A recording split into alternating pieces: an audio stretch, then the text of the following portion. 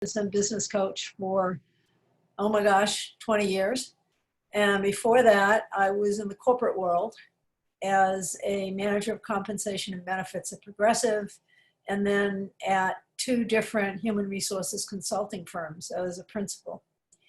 And my specialty in those firms was communication. So it all sort of fits together in terms of where I am now and the kind of work that I do.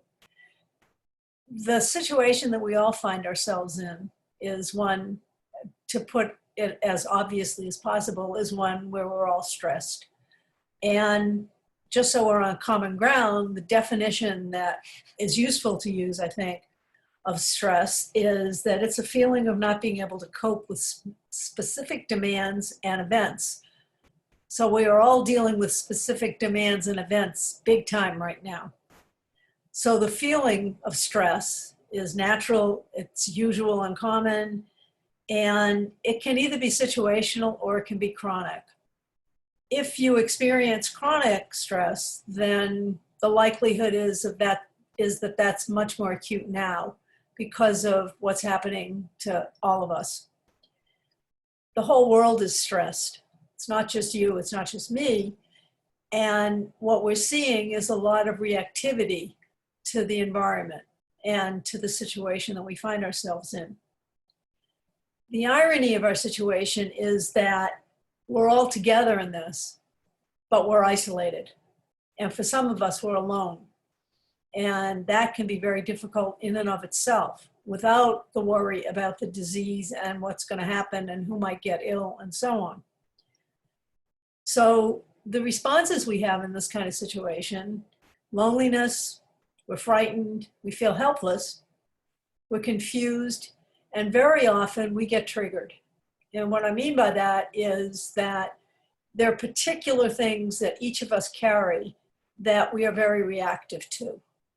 For example, if someone that is dear to you is very vulnerable and loss has been something that's been part of your life and an important part of your life, then you're going to be highly reactive to the possibility that someone you're close to might die or might just never come back from wherever he or she is in the way that you expect. So there are different aspects to stress. One that I think we don't pay enough attention to and is really important is the physical response. So I think we're all familiar with fight or flight. And that's been hardwired for us since we were going through the jungle and meeting saber-toothed tigers. And our physiologic response is really something that happens very often without our even noticing it. And noticing it is important because it's one of the ways that we can calm ourselves and reduce the level of stress. So the specific physiological reactions, again, that are so hardwired: increased blood pressure, heightened muscle preparedness means we tighten up, our shoulders may go up, our fists may clench, our jaws may clench, we may sweat, we're hyper alert, we're hyper vigilant to those things that we see as dangers. And our mind, which is very busy all the time, is designed to protect us from danger. So we're not coming across saber-toothed tigers anymore, we're coming across other things that our mind tells us are dangerous. So the cognitive piece is the stories that our minds tell us. And those stories come from whatever history we have. So we have rules for ourselves. I always have to be perfect. I can never be anxious. I can never be upset. I can never be angry. We may have had trauma when we did have a loss, when someone was ill. That's very provocative for us, as I said.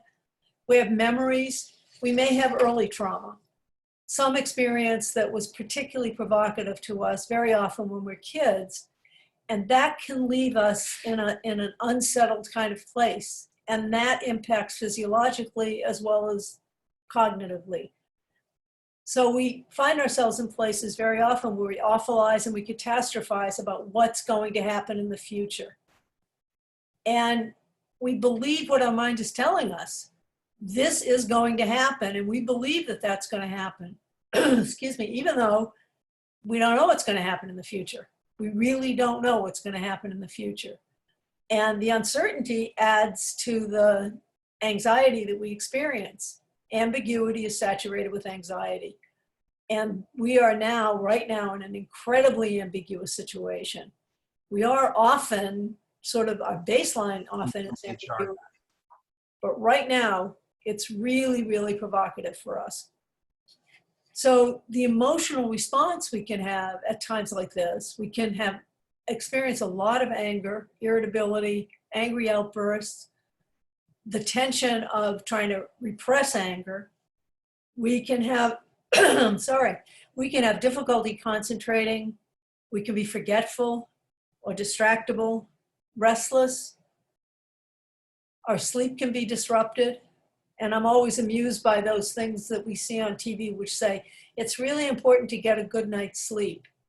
I think that's a great idea. And if I could figure out a way to sign up for it, I'd be really happy. I haven't figured it out yet. And we may crave carbs. And the reason we crave carbs is because carbs kick up our dopamine and that makes us feel better. I'm sorry, not dopamine, serotonin, which is what antidepressants do for us. So craving carbs is very much a signal that we are really experiencing a high level of stress. So the stress can happen with gradual shifts over time, or it can happen with dramatic changes. So really, we've dealt with both in the last several months. And if the lead up to that was worry about family, worry about work, worry about the state of the world, that's exacerbated now. That's multiplied by a factor of 10.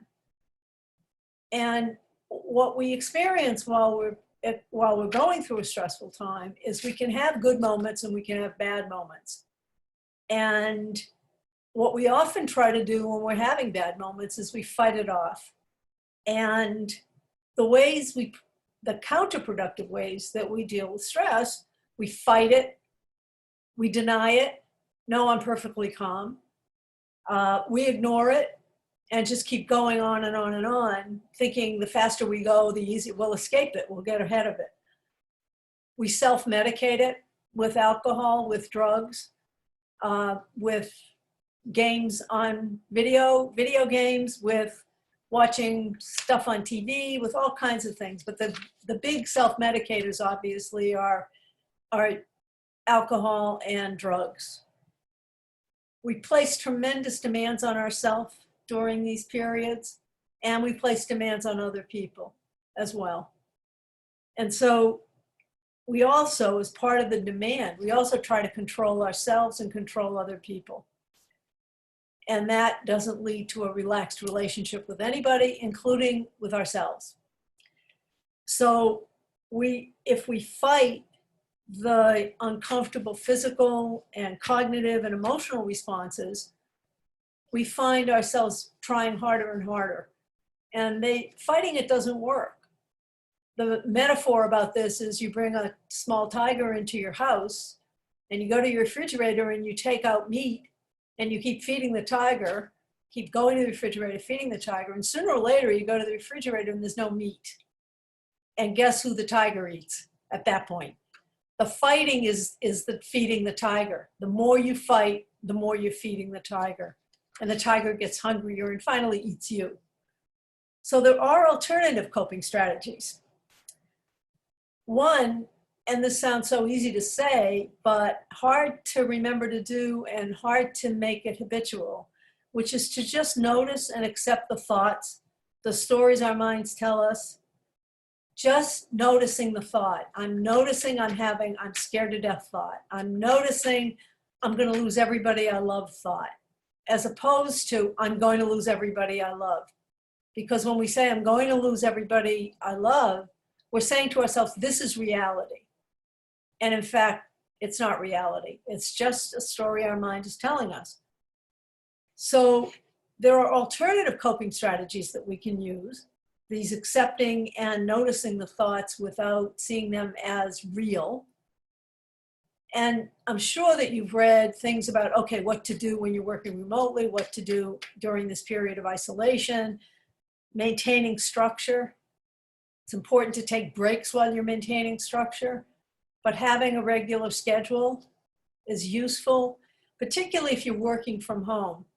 The breaks when you're working from home perhaps are even more important than the work itself, because in the normal situation in offices, we take breaks. Our colleagues stop by our desk, the phone rings, and so on. And if we don't take any breaks at all, then we're building up a head of steam that becomes increasingly uncomfortable. Reaching out to your support system, and that means not just the support system in your personal life, but also the support system in your professional life.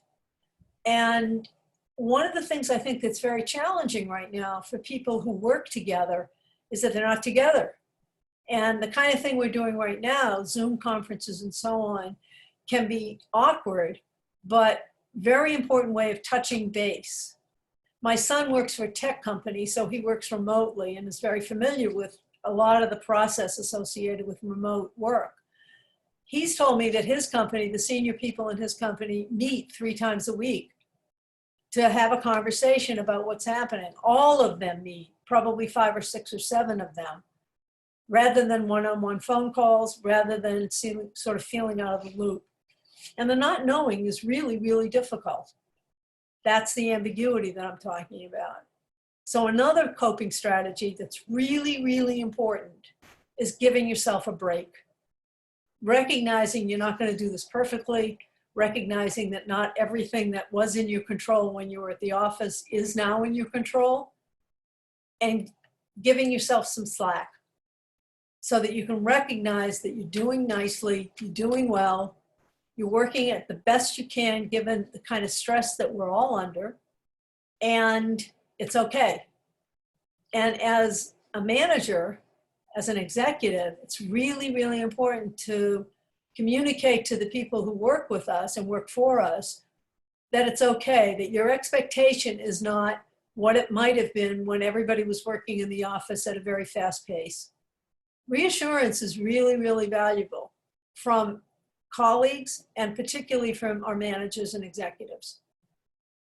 So another aspect of this, which is really important, and it's very new age-ish, I don't even know if that term is new anymore, is mindfulness and being present. And the part of being present, part of mindfulness is breathing. Reminding ourselves to take easy, deep breaths, 3 or 4, and not just when we're feeling we're going to jump out of our skins, but doing it throughout the day. So if we have cues that remind us to just take 2 or 3 easy, deep breaths, then we will lower our overall level of arousal and will not be as likely to snap. I think of it as when we wind a guitar very, very tightly and we pluck at the string can break. So the breathing and mindfulness, being present, helps loosen up that guitar string. So the talking to others that you work with also can be reaching out to people who are part of your professional network, not necessarily the people you work with on a day-to-day basis, but touching base with those people that you have relationships, the people you have lunch with every several weeks, finding out how they're doing and sharing what's happening with you. I think one of the things we find very difficult in a professional setting is allowing others to see that we're struggling. Because I think our tendency is to say, oh, I got this knocked. And to be able to say, no, this is really hard. I'm really struggling with this. How are you doing with it? How are you handling this? Any thoughts that could be useful to me, and brainstorming about things that can work can be very, very valuable. And I think we've become familiar with Brené Brown, who was one of my heroines. She talks about vulnerability, and to ask other people for help is a very useful way of reducing stress and requires us to be vulnerable. And I think we're all very vulnerable now, and admitting it to ourselves and others, I think, is an extremely useful tool. So Ari asked me to also talk about families and what's happening in families. the joke is that if people's relationships are a little rocky, then they're going to really hit the rocks during this time. Togetherness is not necessarily a gift. And finding space for yourself as an individual and finding space away is really useful. Whether that means going into another room, putting your headset on, or reading a book, or watching television, doing something by yourself as opposed to always being together can be very helpful. I think we all worry about the impact this is going to have on kids. And so I think what we need to be able to say to kids is, it's natural that you feel this way. Yeah, this is scary. This is a hard time. I know you miss school. I know you miss being with your friends. And not telling kids not to feel that way. And it's really important to give them the reassurance that we're going to get through this. It's hard, but we are going to get through this. We're going to get through this as a family. We're going to get through this as a city. We're going to get through this as a country and as a world. And things will change and things will get better. And they'll say when, and we'll say, beats me, because we don't know when. And not knowing when is very difficult, and it's tough for kids as well. So I think one thing that's really important in dealing with kids, as well as other people, by the way, during this period, is lowering the bar. Don't expect kids to behave in ways that they would normally behave. Don't expect them to obey all the household rules. And if there's something that's going on that's really problematic for you in terms of your kids' behavior, choose one behavior, one a day at the very, very most, and preferably one for more than one day. Because if you're trying to fix the kid and you're trying to get the kid to pay attention to all the rules, when the kid's anxiety is really high and frustration and loneliness, you're really pushing the kid away. And what you want right now is to pull the kid closer to you. Structuring time when you're working so that you can say in an hour, you and I are going to have some time together, and make it very clear. Set a timer and say, okay, this is when the bell goes off, you and I are going to have time to play, and whatever that amounts to. Another aspect of it is the issue regarding technology. And every parent of fairly young kids worries incessantly, in my experience, about how much FaceTime kids are getting on screen. And they are very, very careful to make sure their kids are not spending too much time on screen. I think at this point that those restrictions can be eased. I think having time on screens, particularly having time with other people, doing schoolwork, but also talking to friends, talking to grandparents, talking to cousins, just being connected that way is a really useful tool. And also with what they watch being curated by you, having them watch things that are relaxing and let them kind of just be, I think it's okay. I really do. And I know this is a very hot topic for lots and lots of people. So the bottom line to all of this, I think, is lower the bar. Lower the bar for yourself, lower the bar for your colleagues, certainly for your spouse, lower the bar for your kids, and lower the bar generally, and just notice. Notice without evaluation, without critiquing, without judging. That's really hard to do. But if you can notice, I'm being really judgmental here, and this may not be a very useful way to see the situation. Just remind yourself that evaluating the situation right now is not necessarily going to be a useful tool. Try to accept what's going on, notice what's going on emotionally, psychologically, physically. Notice what's going on with the people around you, the people you're working with, and accept it. Don't work so hard to change it. Don't work so hard to control yourself or other people. Even though it might feel better in the moment, it's feeding that tiger, and it's not a useful strategy. Don't self-medicate. Be really, really cautious about how much alcohol, how much drugs you're using. how much carbs you're eating. There was some bit that came through about 600 pounds as a result of being isolated, or sheltering is the conventional word, right? And breathe a lot, and notice that you are letting your body relax when you breathe. And then there's one more thing, which I know can be very controversial for some people anyway, and that is, don't have guns in your house. And I mean that seriously. Having guns in your house at a time of tremendous stress is really, really dangerous, because angry outbursts, frustration, the immediacy of taking a gun and hurting yourself or hurting somebody else is really, really dangerous. When I see clients who are depressed, based on the conversations we have, my first question is always whether they have a gun in their house, because it is so dangerous, both because of the possibility of hurting somebody else or hurting yourself. So that's a paid political announcement.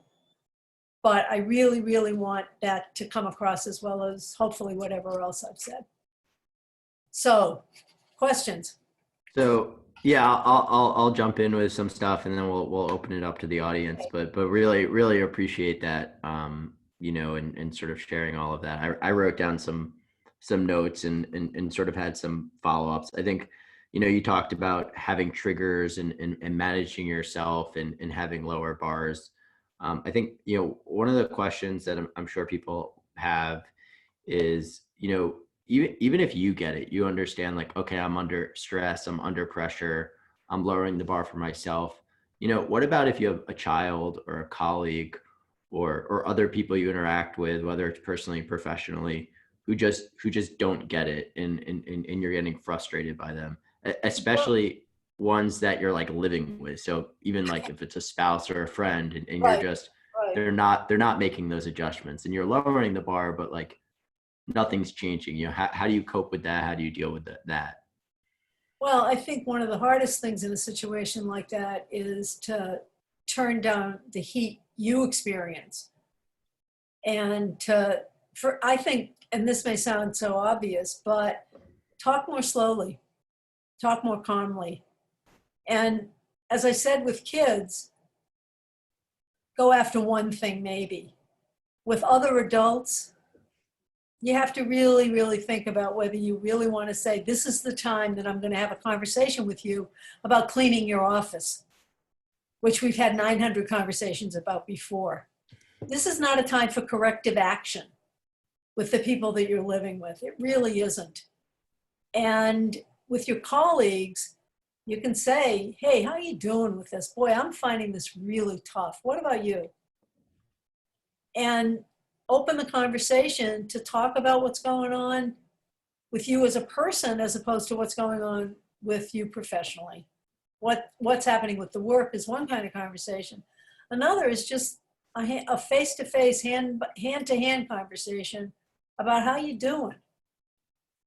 And yeah, I'm with you. Empathy is a really valuable tool. So I don't know if that answers your question, Ari, but that's kind of how I reacted.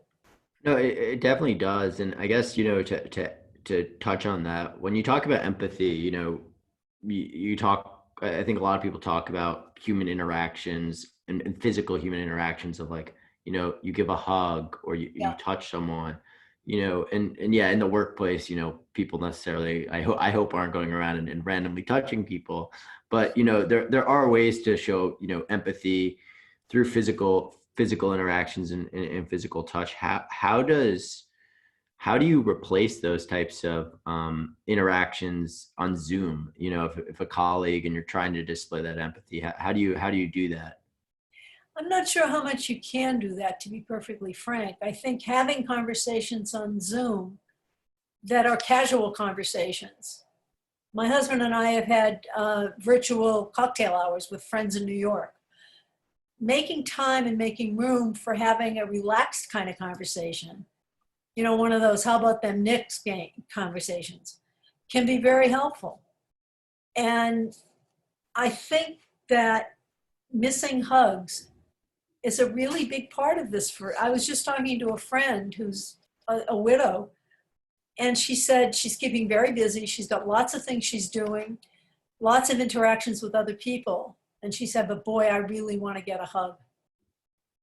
And so I think just recognizing that that's true is part of accepting where we are. Again, Got I it. don't know if that answers your question. No, that's really helpful. And before I open it up to the audience, I think the last question I had, and I don't know, maybe it's not applicable to everyone in the chat, but a lot of our conversation, we're talking about, one-to-one interactions. But if you're a manager at work, or if you deal with, multiple people, maybe you're a teacher or whatever. I don't think anyone here in the chat is. How do you do those interactions, over Zoom to many people to show the type of empathy or to sort of, have those successes that typically human interactions or I should say physical, in-person interactions have. How do you sort of, make that adjustment and succeed on that front? Well, I think that opening a meeting by talking about how things are going for you, being in a sheltering situation, making room for people to talk about how it is for them is really an important way of sort of getting everybody in a place where they recognize that A, they're not alone, and B, they're understood. So the convention of what's the rose and what's the thorn for you today, I think is a useful tool. And it's saying, okay, what's the good news and what's the bad news for you specifically this minute, what's going on with you. But making room for that emotional piece of being connected, I think is the best way to start a meeting.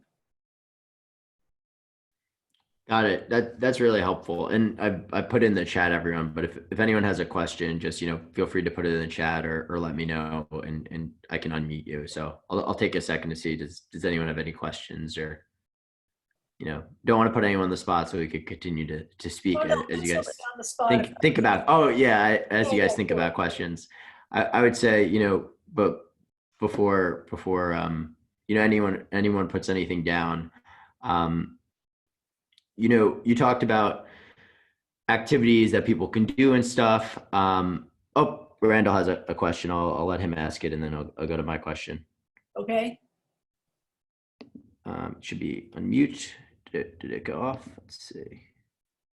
I think I just turned my there you go. on. Okay. Thank you, Barbara. This has been really helpful and actually it's a bit closer to home than I was hoping. But is that good or bad? No, it's good. It's okay. Good. Yeah, I really like the idea of, this is just that thought rather than this is fate or something along those lines. But I wanted to ask you about, let's say, talking with, let's say, 3 or 4 old friends on Zoom, one of whom is really inclined to dominate the conversation and isn't aware that she's doing that. So I'm wondering if maybe you might have some counsel on how to gently set ground rules for something like that, even though we're in a time that's not the best time for corrective action. I think in the situation you're describing that we tend to not think that anybody is chairing the conversation. But in point of fact, if you're noticing that that's happening and that there's not room for anybody else to say much of anything, the way you do it when you're doing group therapy or working with a team is to say, hey, that's really interesting. John, what do you think about that? And shift to another person and ask a question about that. If you can interject it. Sometimes it's hard to interject. And depending on what the relationship is, just saying, hey, wait a second, hold on a second. I want to hear what John has to think about that or has to say about that. It's the same technique. Teachers, I always advise teachers and people in meetings, if somebody's going on, that you ask somebody else a question and you never establish eye contact with the person who keeps talking and talking. You move away. So you're not establishing eye contact in the same way that you do with a face-to-face meeting, but the concept of shifting it to somebody else, I think, can be useful. Thank you. It's always muting that person, I suppose. Right? That is the power of being the organizer of the talk. Exactly, exactly. Use it if you've got it. Thank you, Barbara. Okay. You know, so you know, you're talking about group conversations and sort of dominating the conversation. I think, you know, one of the questions sort of to make a tangent to that is, you know, obviously the environments are changing. So, you know, that person who Randall's talking about might be more comfortable when they're interacting. You know, how do people deal with the stress of, you know, maybe being outside their physical environment too, whether it's something like, you know, I'm in a classroom and I'm used to learning and now I have to learn at home, or I'm, you know, I write in my office and now I have to write at home, or whatever it is. Yeah. I think, you know, those types of physical triggers, how do you suggest dealing with that? I think you have to recognize that it's an issue. That's the first thing. And to the degree that it's possible, and for some people it's more possible than for others, try to carve out space, a place that's your space. I saw something when I was looking for things on the internet about this topic. I saw something of a guy working in a closet. It didn't look too happy in the closet, but if that's the space, then it's your space. And for kids, I think that for them, the adjustment of being online with their class, with their teacher, I think that's particularly challenging. I mean, as adults, we have more familiarity with talking on the phone at great length, with being more distant and still being connected. For kids, I think they're much more accustomed to immediate contact and physical contact. So asking them about what space is going to be their space. Let's figure out what's your space, and you get to decide if somebody's going to come into that space or not. Maybe hard to do depending on what the configuration is of people in space, but addressing it as a question, I think, is really valuable. And it's hard. It's hard. The physical environment impacts dramatically on us. Yeah, no, I really like that answer. And I sort of have one more question, and then I'll see if, you know, anyone else has any additional questions. But for me, you know, that's something I resonate with. You know, I have ADHD, and you know, one of my coping mechanisms is not working out of my house and working, you know, in a coffee shop or at a co-working space, because that helps me get work done. Because I'm putting myself in a productive environment. So being at home, it's been difficult at times to, you know, be productive. You know, I think on that note too, with things like, you know, I have to do work now. And you were so used to the process of, okay, I would go to the library, or I'd go to a co-working space, or I'd go wherever. You know, how do you sort of now deal with that new stress of, you know, those deadlines that, you know, it's harder to complete because, you know, you're not in that physical environment? You know, are there ways to sort of mitigate that, or it's something that you just have to adjust to? And that's sort of, you know, I know you touched on breathing and things like that. Yeah, I think that's part of it, but I think also it may be useful to really focus on time management and the tools that we have to manage time. For example, first thing in the week, what am I going to do this week? First thing in the day, what are the tasks I have to do? And I'm very fond of timers, and we all have timers now on our phones, but being able to say, well, I'm going to work for this long and then I'm going to take a break.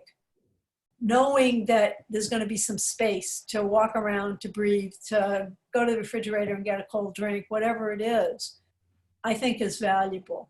The other thing, and this is something I advise clients to do all the time, and I think it's a very useful tool, not just with regard to the question you've asked, but as a general matter, is ask yourself 3 questions at the end of the day. What did I accomplish today? Who did I help today? And what am I grateful for? Those 3 questions give you a different kind of perspective. When it comes to work, just saying, okay, what did I accomplish today? And what I find now, because the pace is so different from what I'm used to, what I find now is I say to myself, what did I accomplish today? And I say, not that much. And I say, okay, that's okay. I meet deadlines. I do the things I have to do. and I cut myself slack for not keeping myself busy all the time. That's really, helpful. I really appreciate that answer. I would say, does anyone else have any questions before I, say thanks to Barbara and having her on?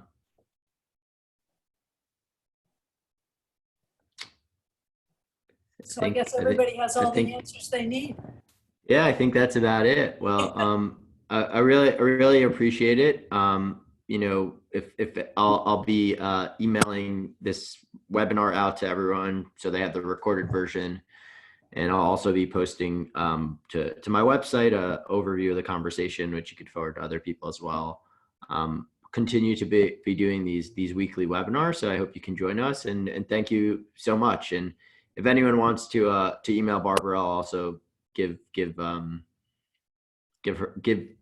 distribute her email address out. Great. She, does business coaching and therapy, and is currently doing Zoom therapy sessions as well. I am. So if you want to, talk to her now, it's a good time. If you think of a question, don't hesitate to reach out. Thanks a lot, Ari. I really enjoyed this. Great. Thanks so much. Have a good one. You too. Bye. Bye. Bye, everybody.